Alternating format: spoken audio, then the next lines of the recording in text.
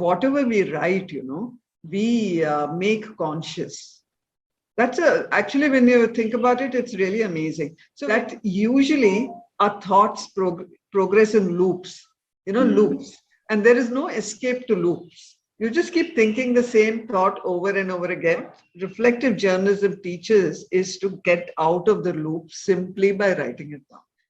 So I do feel there's a detachment when you're typing, which is not there when you're writing. When you're writing, there's a greater connectivity, which is true. No, it makes the whole experience more intimate.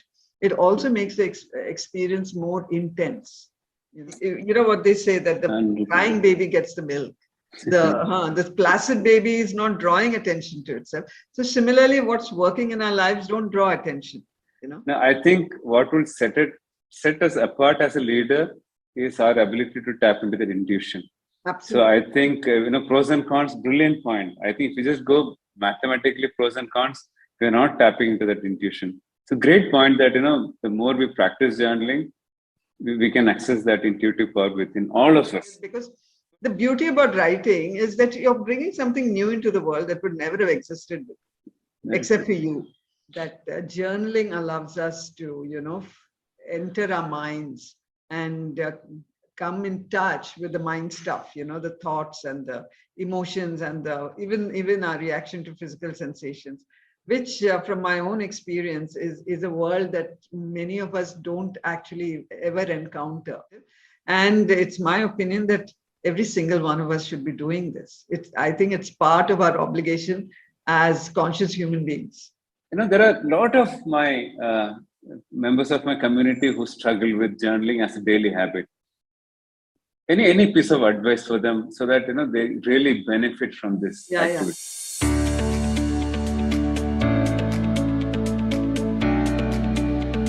Hello, hi Suma, very good morning.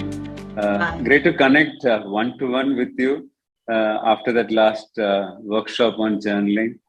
For the benefit of listeners and viewers here, perhaps most of you know Suma already, but it's a privilege to introduce her briefly. She's a journalist, a published author, conducts workshops on topics such as journaling to the Zen of writing. I love both Zen and writing part of it for sure.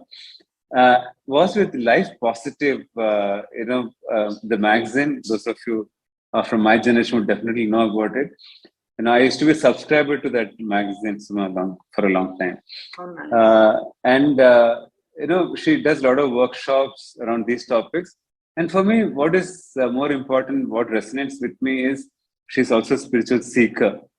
And I think that differs from the definition of that differs from person to person. So the topic that we're going to discuss today is something that is very close to my heart, something that people in our community are driven to practice to a great extent, some of them very reluctantly, and that's on reflective journaling.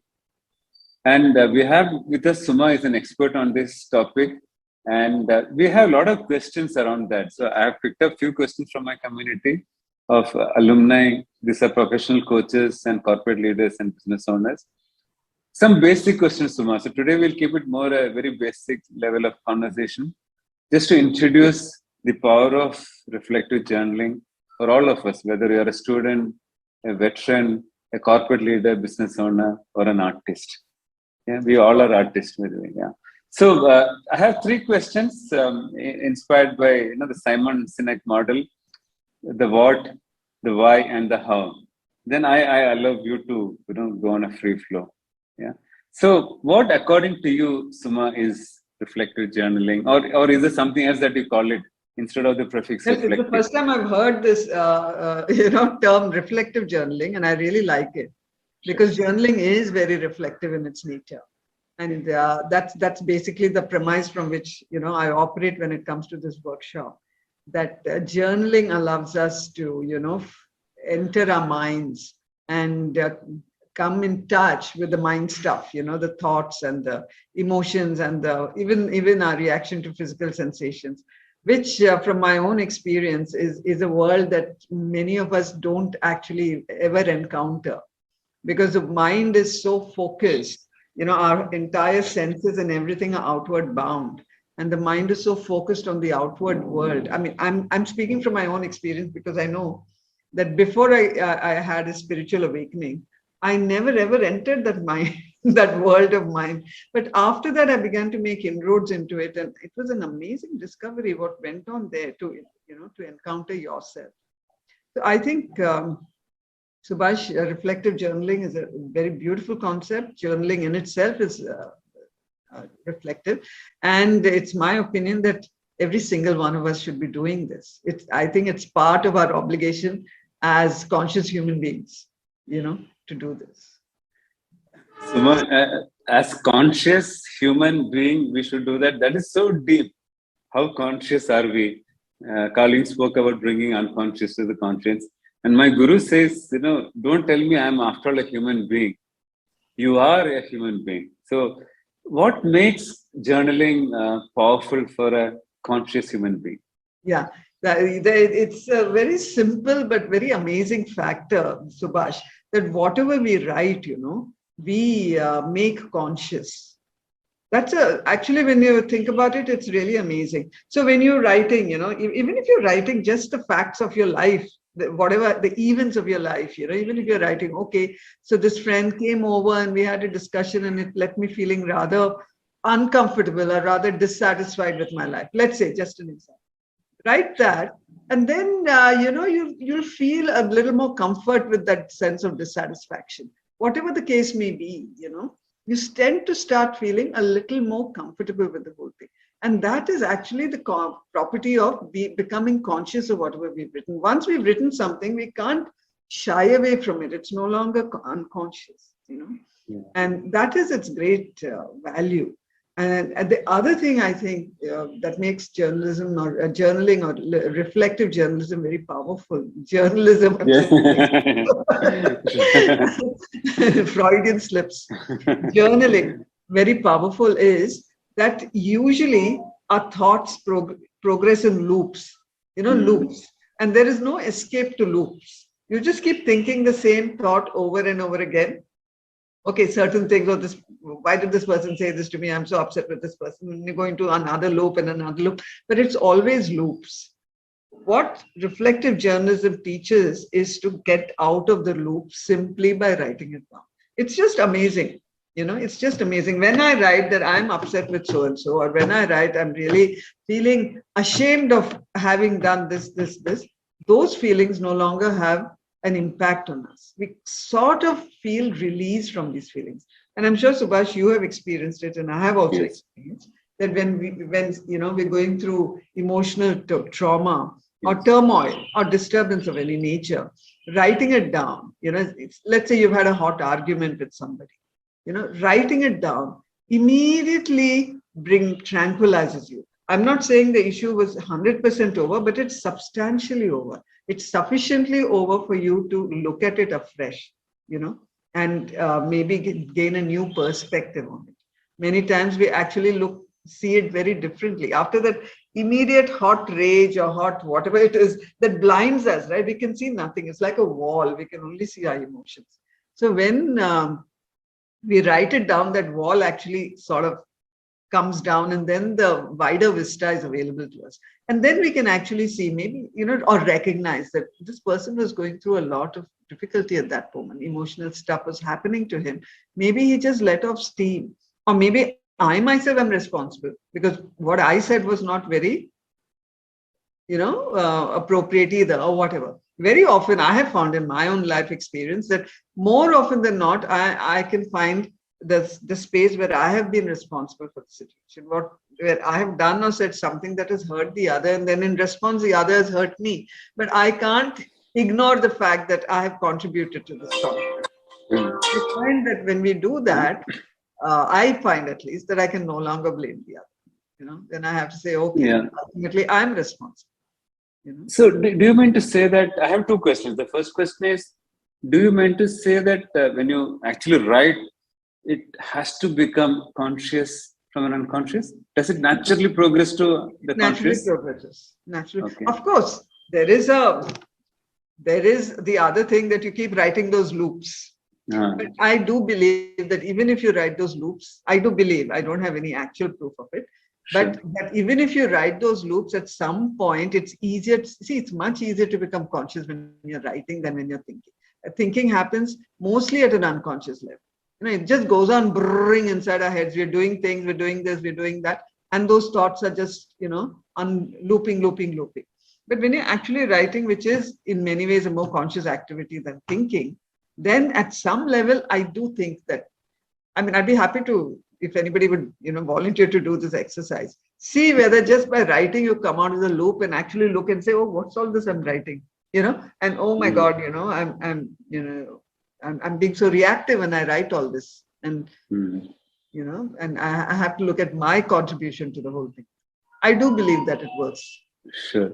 So the second question was that you spoke about the multiple loops that we get into, and this gives us an option to get out of it also. But what stayed with me from the workshop you conducted last week was you have to necessarily write down. So is there something in writing down instead of these days when we use gadgets? There are some beautiful apps, but is there something? There's a lot to writing down. I'm sure you and I have also experienced this. Probably me more than you, because I was about 40 when the whole computer revolution, started. And I remember that earlier my, let's say my vocabulary, it's still pretty good, but my spellings were very good. I instinctively used to, look at a word and know when I spelled it wrong. And I could spell it I was really a very good speller. I find that once I progressed into computers, that still began to leave me a bit. So I do feel there's a detachment when you're typing, which is not there when you're writing. When you're writing, there's a greater connectivity, which is true, because your body is you're part of your body and you're part of your hand and you're writing it out, and it definitely has a greater impact. It's just not my belief. A lot of writers have maintained it. Like teachers have also maintained it. I think the most famous of all is this Julia Cameron, who's written this book, The Artist's Way. So she actually insists on something called the morning pages, where every day you're supposed to write down a certain amount by hand. I also would totally recommend it. I would totally recommend it. And personally, I'll say that I also do journaling, two types. One is a gratitude writing, which I would recommend for everyone to do. And if you could at least do that, by hand. And then the other thing, your personal sharing, whatever you want to, write about. I like to write about whatever insights and experiences, spiritual experiences I've had on the path, because I find out I forget them. So when you do these sort of things, do make it a point to write by hand. It makes the whole experience more intimate. It also makes the experience more intense, and it definitely makes, and it also definitely increases your capacity for learning and memory. So it's really powerful to write by hand. Sure. So you spoke about you note down the spiritual practices of whatever experience you get. You also spoke about gratitude journaling. So is gratitude journaling a separate practice from the typical reflective journaling, or both can be combined? Or I think gratitude journaling is separate because its only role, and I'm telling you, Subash, it's a very powerful practice. I'll share why also. Its only role is to become conscious of all the good things that happen to us. And the point of the matter is that the human body, that our human nature, our human condition is such that we are programmed, to crave the pleasant and have aversion to the unpleasant. That's what the Buddha said, Yes. That's what we swing like a pendulum from craving to aversion. That is the basic human nature. And because of that, if anything goes wrong, our whole consciousness just widens or narrows, you could say. Rather that what is wrong becomes so big, it fills up our consciousness. Like just now, I have a swollen finger. I don't know whether you can see. It's rather swollen. So my focus is quite a lot on that. But I'm not looking at, my focus is not so much on the other fingers that are not swollen. Yeah. The rest of the body that's not swollen. So this is something we need to do, that we need to consciously, look at what's working in our lives, because what's working in our life will not draw our attention to it. You know what they say, that the crying baby gets the milk. The placid baby is not drawing attention to itself. So similarly, what's working in our lives don't draw attention, you know. So we need to move in that direction and consciously, express our gratitude for it. Why? You know, because the more whatever you focus on, that increases. So when you focus on what works increases. Yeah, very true. Yes. Isn't it? Huh? So that is actually, I think it's a very powerful technique, because that's all happiness is. I honestly believe that the route to happiness is just quite simple. Simply keep focusing on what works. And when you do that, the attention you're paying to what doesn't work shrinks.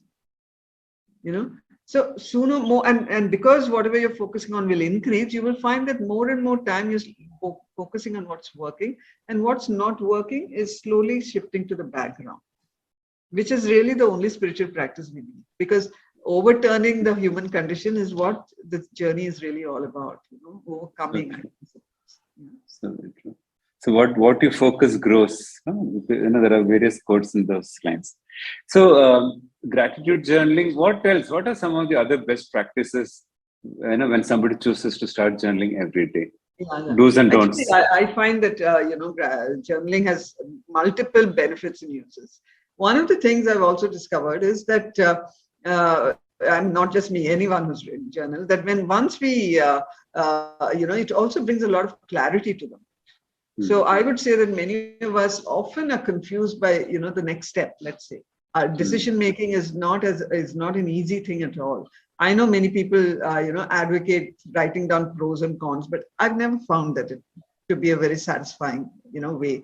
I mean, it's not basically a numerical thing that, okay, I've got 10 pros and 5 cons, so therefore I'll go for pros. Because I find life doesn't work that way. You need to feel satisfied at a deeper level. So I would say that, when you write down everything that you feel, that whatever it is about this situation that's facing you, you write it out, what you're supposed to do, what you would like to do, why you're not able to do it, or what's stopping you, and all the various things, and what you feel about all of this. When you write it down, I do believe that you will get a clarity that will enable you to arrive at an intuitive decision. At some level, once the it's confusion that stops us, right? From, taking conscious decisions or intuitive decisions. So once the confusion melts, I think it'll be instinctive. We will instinctively take the right decision, the intuitive decision that says, okay, this is what I need to do. And I would say that the way we can, know whether that decision is right or wrong is how do we feel about it. If I feel peaceful and relieved when I, arrive at this decision, then it is the right decision for me.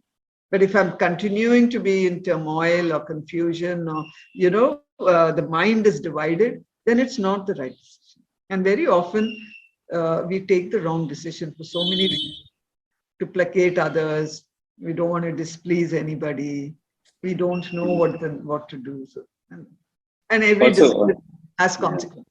And also playing safe, and I really want to bring attention of the leaders here, business owners and professionals to this point. Now, I think what will set us apart as a leader is our ability to tap into their intuition. Absolutely. So I think pros and cons, brilliant point. I think if you just go mathematically pros and cons, we're not tapping into that intuition. So great point that the more we practice journaling, we can access that intuitive power within all of us. But then, you said something, for me, it sounded more like a disclaimer that, for me, that can you truly feel whether this decision is right? I mean, I had a client, if I can take a few seconds, I had a client who was heading Asia Pacific for a large consulting firm. He said, I have to take a decision. The data shows me this, but I feel the opposite is right. And if I take the database thing, I'm fine. I'm playing safe. There's absolutely no risk. But I know somehow that this is what is good for the organization for the long term. But if it fails, my neck is on the block, I said. So he was a client with whom I had a short conversation, and of course I didn't prescribe anything. I say you decide what resonates with you. He took the option B. Very bravely, very courageous of him. But he said, I could feel the word feel that this is better, this is what I should do. But Suma, the point is, how many of us can truly connect with that feeling? And is Yes, that a muscle that we need to develop over a period of time? I think Is it? so. I think so. See, I would say that I've been very fortunate, Subash, by again grace of God, that I've always had access to my intuition. Though there was a huge period of 16 years when I was going through a depression and I couldn't fully. And those years I couldn't take any decision because I really had no other way. Pros and cons never made, cut it. Sure. But I have taken subsequently. Then I had the spiritual awakening and so on. After that, subsequently, every decision I've taken has been an intuitive decision. And therefore, when I say decision, I'm talking about large scale decisions. Yes. Big decisions like leaving Society magazine, jumping out of Society magazine, when, at a certain point, because I no longer resonated with it, joining Life Positive, becoming its editor, leaving Life Positive, starting my writer's workshop, the big things, Correct. All these things have been taken at an intuitive level. And I feel that because of that, I have never had to regret them. I've not regretted a single one of these decisions. What you said about muscle, I believe so. I think it is definitely a must. How can we intensify the intuition?